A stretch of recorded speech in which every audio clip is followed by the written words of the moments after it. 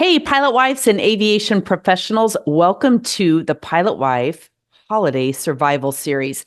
This is a replay, actually, of a show I did 3 years ago when I first started the podcast. Although, like many things, it's timeless because the holidays come, the holidays go, and the airline and aviation world continues to go round and round and round, and it's always turbulent with ups and downs. And so I created this holiday survival series, having survived nearly 4 decades in the profession and not quite 4 decades as a pilot wife, but we've had those good times, we've had those bad times. And it's always worth remembering what it truly takes to make the holiday season fabulous. So enjoy this holiday survival series. If you're watching this on YouTube, you're just going to see some fun photos. But the idea is to get you to listen to this so that you can plan ahead and prepare as soon as you get their schedule.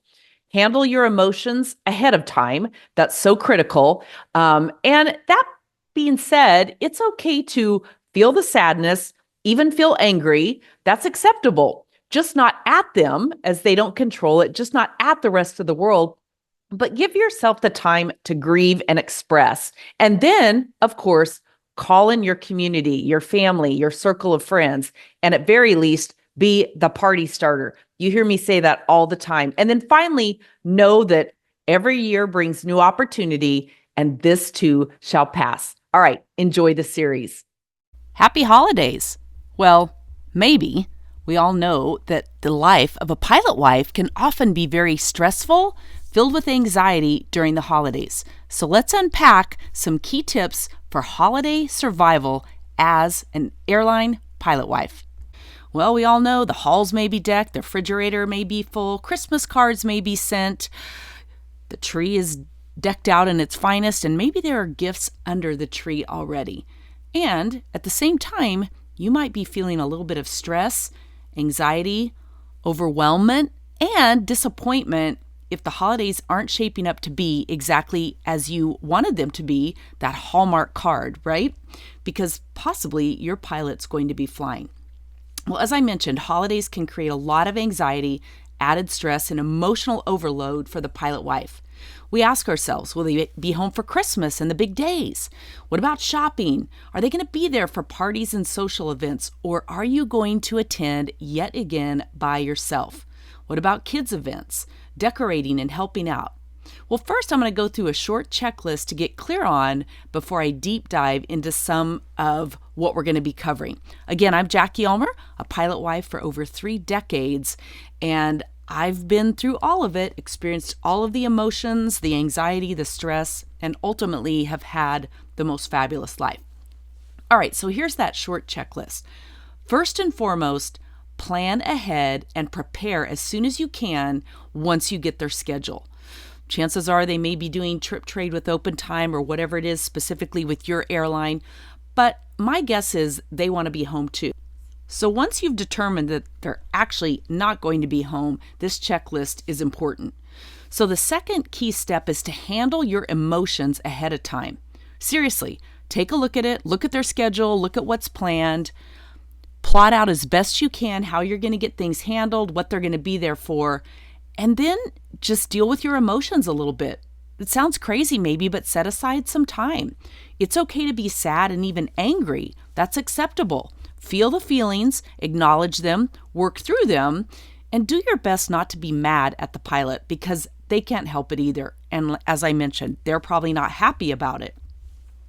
Next step, call in your community, your family and circle of friends. Have a plan ahead of time.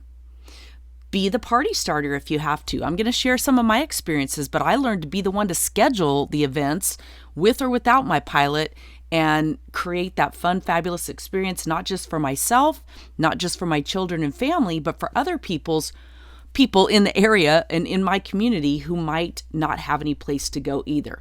And then finally, know that this too shall pass. You're not going to spend every holiday alone. All of them won't be like this, but there are going to be those times when it happens. Now, since I was already part of the airline world, if you listen to the previous episode where I shared a little of my story, I worked in aviation before I met and started dating and ultimately married my pilot. So I already knew about working holidays. So I was somewhat prepared. sort of.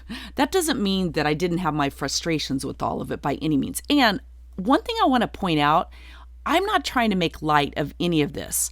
I understand handling emotions, dealing with emotions. Heck, I understand it as good as anybody because I'm a person who avoided my emotions for most of my adult life till I realized it wasn't doing me any favors, and I learned how to really handle emotions, deal with them, and move through them and become happy. So I don't want to be a Pollyanna. I don't want to make light of any frustrations, anger, sadness, disappointment that you're experiencing.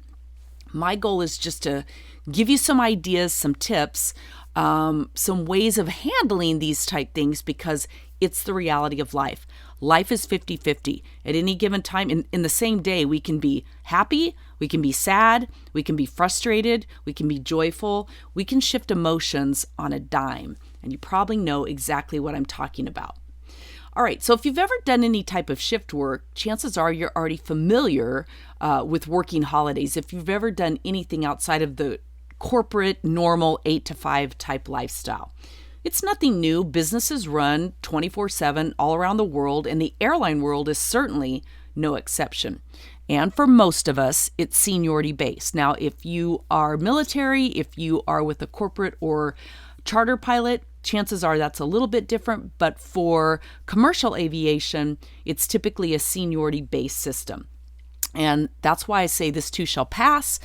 There are going to be times when they fly, times when they don't. And again, that could be different in the corporate and charter world. So I'm speaking mostly about where I come from in commercial aviation, and regardless, some of these tips and pointers can help. So as I cover in the Pilot Wife checklist, the 7 keys to a fabulous pilot wife life. If you don't have that, go to pilotwifechecklist.com. But the first key that I have are dealing with the 3 A's, the triple A's as I call them: awareness, acknowledgement, and acceptance. So be clued in on these with your emotional state. Ask for help and support. Share what's going on for you with other people. Now, when I started in the airlines, after about 2 years, I moved away from my family. I moved, about 1,300 miles from my home. But I managed to make it home every year for the holidays. 4 years into that, well, actually 3 years into my aviation career, I started dating my pilot. And the 4th year of the holiday season, we decided to stay home where we lived. We were both living in Nashville, Tennessee at the time. He's from Missouri. I'm from Colorado. But we decided to stay together that year and just blow off family. And it was fabulous. We had just the 2 of us for a very fun, romantic Christmas. We were both off. He was in pilot management. I was in sales and marketing. So we were both off that year for Christmas, and it was fabulous. And that's the first time I ever went to a movie on Christmas Day. Now, this was in the 80s, and this may be something that was going on for years, but I'm from a small town. I'm from Durango, Colorado.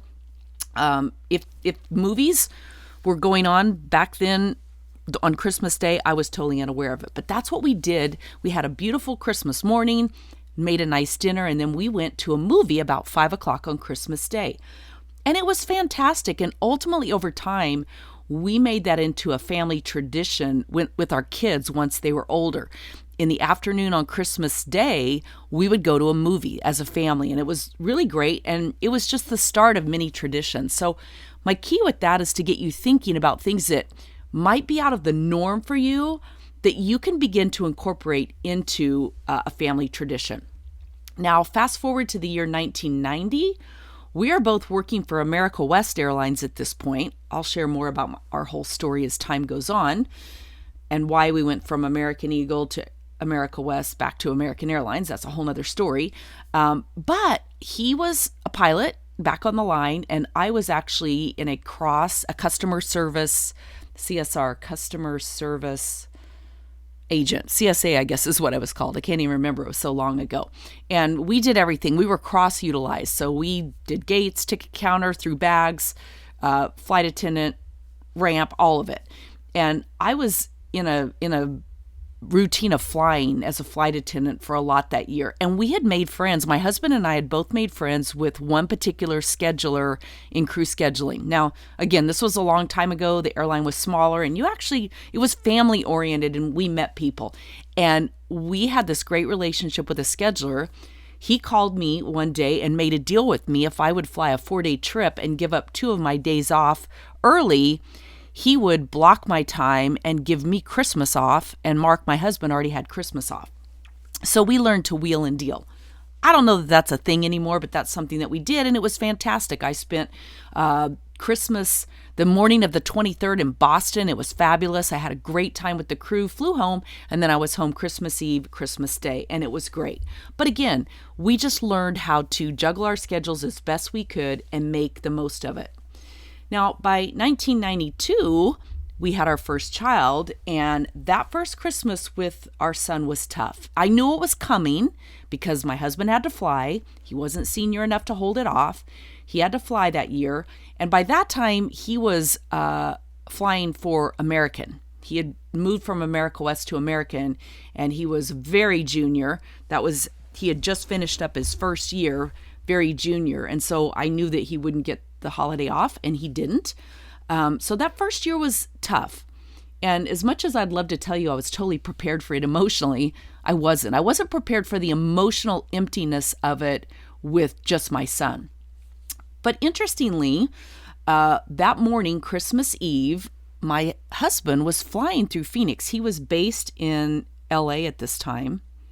Is that right? Yeah, he was based in LA. We were living in Phoenix, and he was flying through Phoenix with about an hour and a half layover in Phoenix. This was before 911, so we were able to actually go through security without showing anything. So it's kind of interesting. I went to the mall, which I hate the mall. I'm not a shopper, but I went to the mall that morning to look for a Christmas tie for my husband. I don't know why.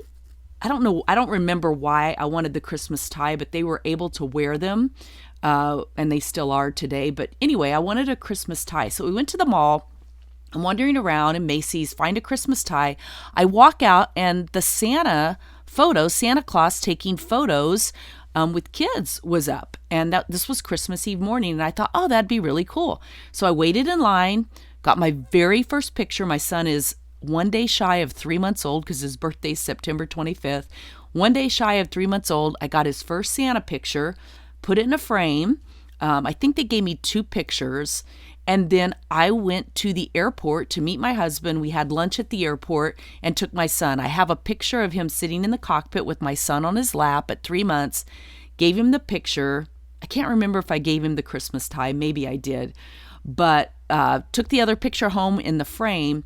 And interestingly, that started a tradition for us that every year on Christmas Eve morning, we started going to the mall and doing Santa Claus pictures with our kids. Now, back then, especially, Christmas Eve was a great time to go to the mall and do Santa Claus pictures because most everybody else had already done it.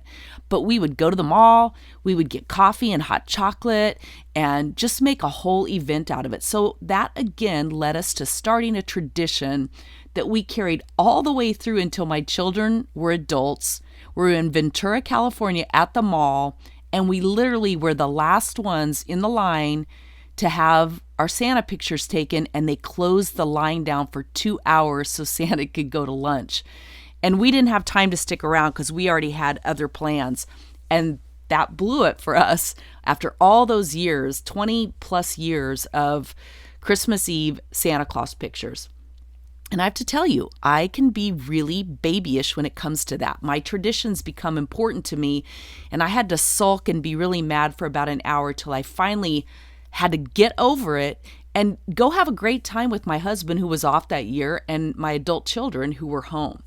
Anyway, as the years came and went, so I spent that first Christmas with neighbors. And then over time, I realized I needed to be the one to plan because those first few years of my children's lives, early lives, he was not home for Christmas. So as those years came and went, I kept up the tradition. Now, a tradition that we had had in the airline industry was bringing in what I call all the misfit toys.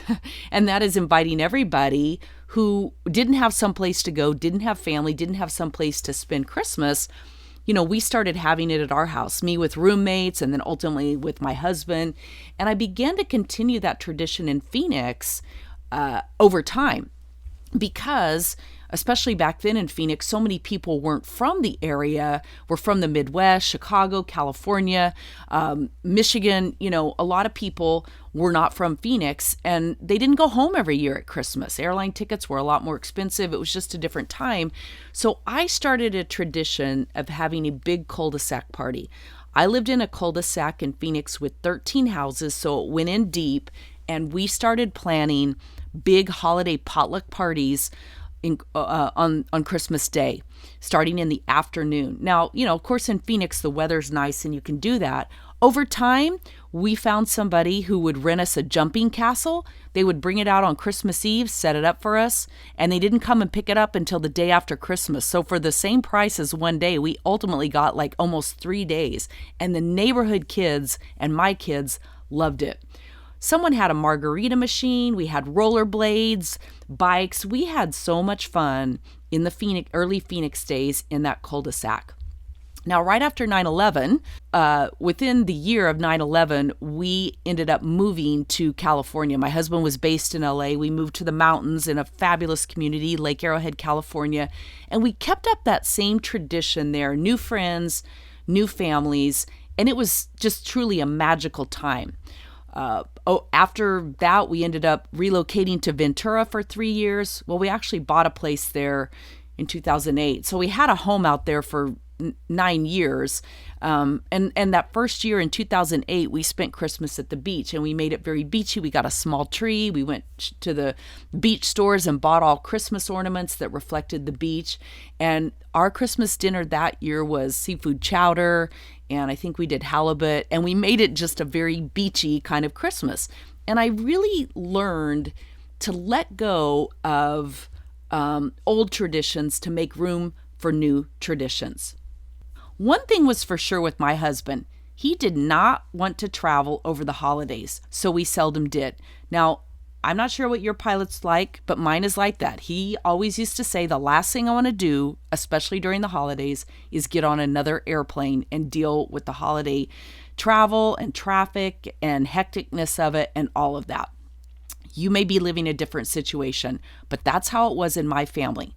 So I just accepted that and learned to make the most of it. We were very clear with our own family where the boundaries were, and for whatever reason, they may not have liked it, but they totally respected it. So by the time my kids were in elementary school, luckily, he held every holiday off that he wanted. Now, of course, that sounds great, but keep in mind that was during what we call the lost decade. That was after 9/11, when there was literally no hiring, no upgrades except for retirements, and so your opportunity to move around was very sparse. So we had great holidays and schedules, and we were stuck financially in terms of movement. Airline pay was great, but it wasn't nearly as lucrative as it is today. So again, I learned to keep in mind there's good and bad to life, and we just learned to deal with that. Now, over time, once we were empty nesters, again, we continued the same. We moved back to Phoenix in 2016, and at that point, our children were gone. We were empty nesters. Both of them still came home a lot for the holidays, but not always on the holiday. My son at that time was an EMT working out of a fire station, so he was on shift work. And today he's in the Marine Corps, and I won't be seeing him this holiday season, but we'll be out there in January. So we just learned to deal with that. Our daughter still, knock on wood, has made it home every single holiday and will this year as well. But we quit making the actual holiday such a priority in terms of my husband's schedule. It was more important to us to get the other time off that we wanted. And if he flew partially on Christmas Day or got home Christmas Eve or whatever, it just wasn't such a big deal. So I do remember in 2016, he flew Christmas. But my family of origin is here in Phoenix, which is kind of cool. Now I'm back with my whole family of origin. They all made it from Colorado out this way when I moved here, and then I went on to California and they're here. But that's great because I'm able to spend time with family no matter what. But I've also learned to treasure my alone time, and I've learned to make new friends and put myself out there. We have a new tradition now that we have a Christmas Eve open house at our home every single Christmas Eve. So if you're in the Phoenix area, reach out to me. If you don't have anything to do on Christmas Eve, I'm in far north Scottsdale. I'll warn you of that. So it's a drive, but it's beautiful and fabulous, and you are welcome at my home. But I did learn to treasure my alone time, and I learned to make new friends and put myself out there wherever I go. Now, I'm more of an extrovert, and I make friends pretty easily, and I am a very active, social, fun person. So fun and holidays and having something to do is important to me. A great example is right after I moved into my neighborhood in Phoenix, I met my neighbor Amy at the mailbox, and that was shortly before Easter. We became friends and started doing some happy hours together, and the topic of Easter came up, and I learned to kind of put it out there semi-pathetically that I didn't have anything going on for Easter. And so she invited me, and I met a whole new group of friends, had a fabulous time. My husband was flying. You may have heard me say, we have a funny saying in our house, and that is, Mark was flying, Mark was flying, Mark was flying. Mark was flying that Easter, and I went to my neighbors, met all of them, and it was a little bit of time before he actually got to meet them. And since that time, they come to my Christmas Eve open house every year. We spent Thanksgiving together this year. All of us, we make the most of it, and they're not from here either. So again, be willing to let go of your perfect ideal of the Hallmark Christmas.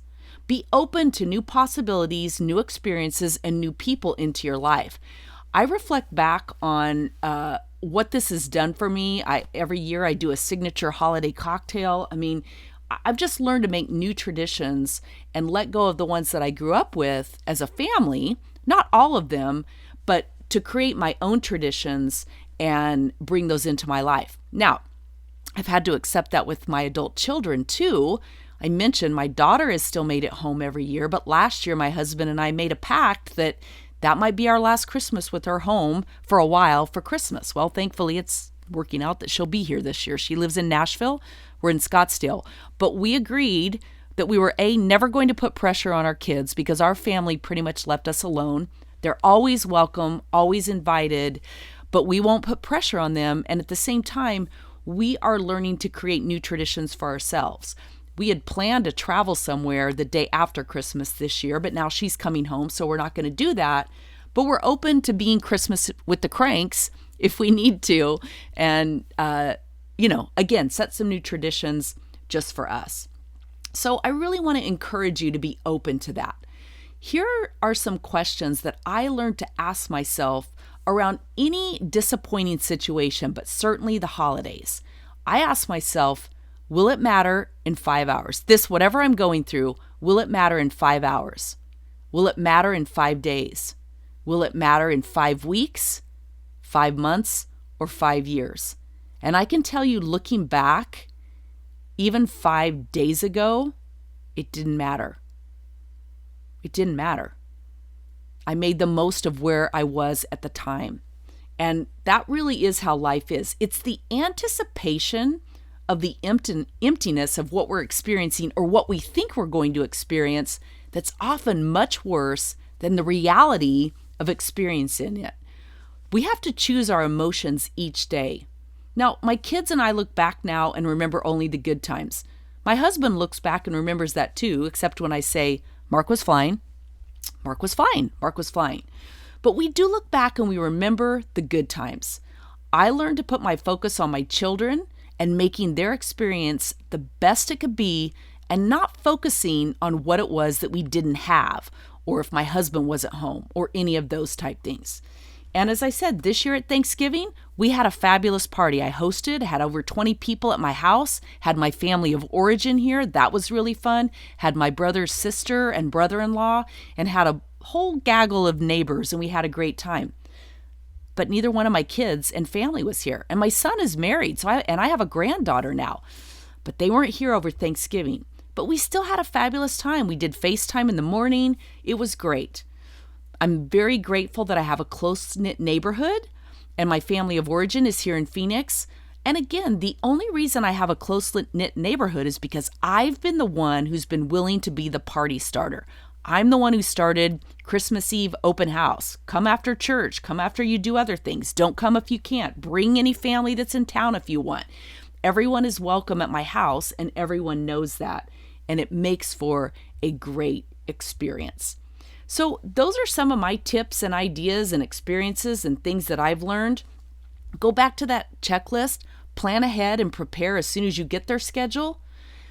Accept, handle, and deal with your emotions ahead of time. It's okay to be sad and angry. Get it out, journal it, do whatever you need to do. Call in your community, family, and circle of friends. Let people know that you're going to be alone for the holidays.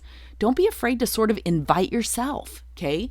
Be the party starter if that's what is called for, and know that this too shall pass, because it absolutely will. So, from my heart and my home to yours, here's to the gift of the season, to you and your family, your pilot, your fabulous life, and making the most of whatever the holidays and the airlines deal to you. Do you ever find yourself on the struggle bus with relationships, career, or life in general? I'm a mindset and peak performance coach, helping women rediscover their own sense of identity and purpose, avoid turbulence, and put their own oxygen mask on first. Together, we work to get you out of autopilot and create a better flight plan for life and relationship success. As a pilot wife for over 30 years, I've navigated thousands of miles and moments in aviation, mommyhood, business, and life in general. I would love to offer you a free call to see if I might be able to help you too. You can go to coach.pilotwifepodcast.com.